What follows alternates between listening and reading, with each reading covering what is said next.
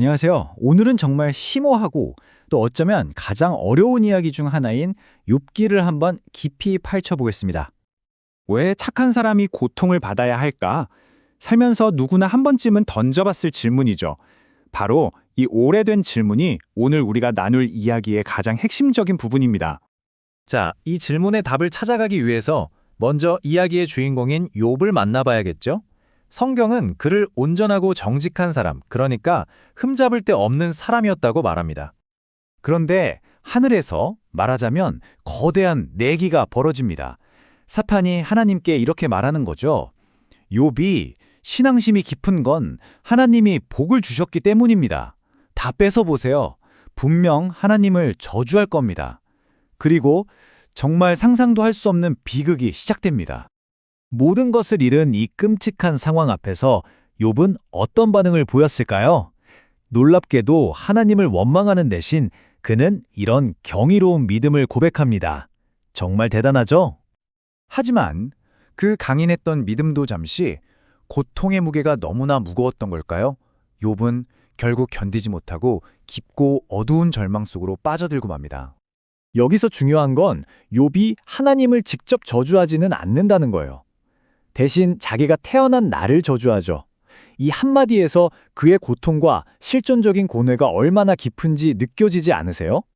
바로 그때 이 절망의 한가운데로 욥의 세 친구가 찾아옵니다. 엘리바스, 빌닷, 그리고 소발. 나름대로 욥을 위로하고 지혜를 주기 위해서 온 거죠. 이 친구들은 아주 단순하고 또 어떻게 보면 굉장히 보편적인 믿음을 가지고 있었어요. 바로 인과응보 사상이죠. 착한 일 하면 복 받고 나쁜 짓 하면 벌 받는다는 아주 간단한 공식이요. 바로 이 지점에서 둘의 갈등이 폭발합니다. 보세요. 친구들의 논리는 아주 깔끔해요. 하나님은 정의롭다. 고난은 죄의 대가다. 그러므로 욥, 네가 고통받는 건 분명 죄를 지었기 때문이다. 하지만 욥의 현실은 이 논리를 완전히 박살내죠. 나는 의로운데 왜 이런 끔찍한 고통을 겪어야 하지? 그러니 당신들 논리는 틀렸다. 이렇게요.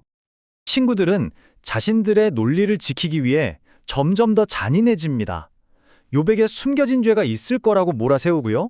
심지어는 죽은 욥의 자녀들이 죄를 지어서 벌을 받은 거라는 정말 끔찍한 말까지 서슴지 않죠. 당연히 자신의 결백함을 아는 욥은 이런 말도 안 되는 비난을 받아들일 수가 없었죠. 그는 친구들의 단순하고 폭력적인 주장에 격렬하게 맞섭니다. 욥은 친구들의 위로는커녕 자신을 더 고통스럽게 할 뿐이라고 소리칩니다. 제발 그냥 나를 좀 내버려 두라고 말 좀 그만하라고 애원하는 거죠. 그리고 여기서 아주 중요한 전환이 일어납니다. 욥은 이제 친구들과의 논쟁을 멈추고 그의 분노와 질문은 하늘을 향하기 시작해요. 하나님께 직접 답을 요구하는 겁니다. 제가 대체 뭘 잘못했습니까?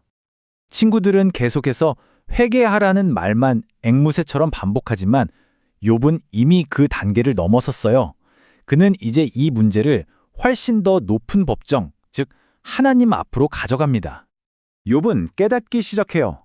친구들이 믿고 있는 그 단순한 인과응보라는 공식은 인간의 이해를 아득히 뛰어넘는 하나님의 거대한 지혜와 능력을 설명하기엔 너무나도 작고 초라하다는 것을요.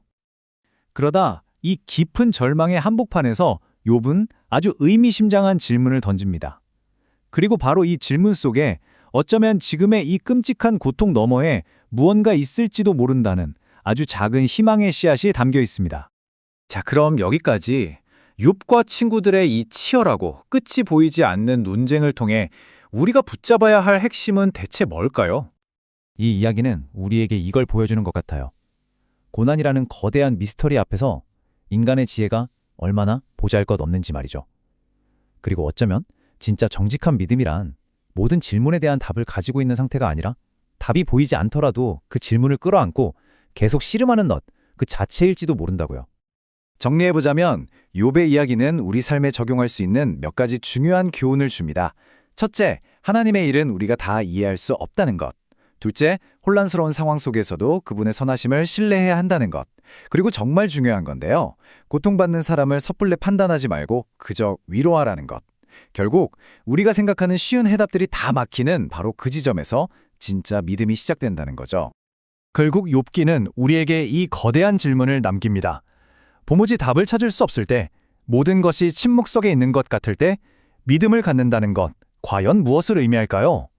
어쩌면 그건 내가 원하는 결과를 믿는 신앙이 아니라 그 모든 이해할 수 없는 상황 속에서도 하나님의 성품 자체를 신뢰하는 믿음이 아닐까 하는 깊은 울림을 줍니다.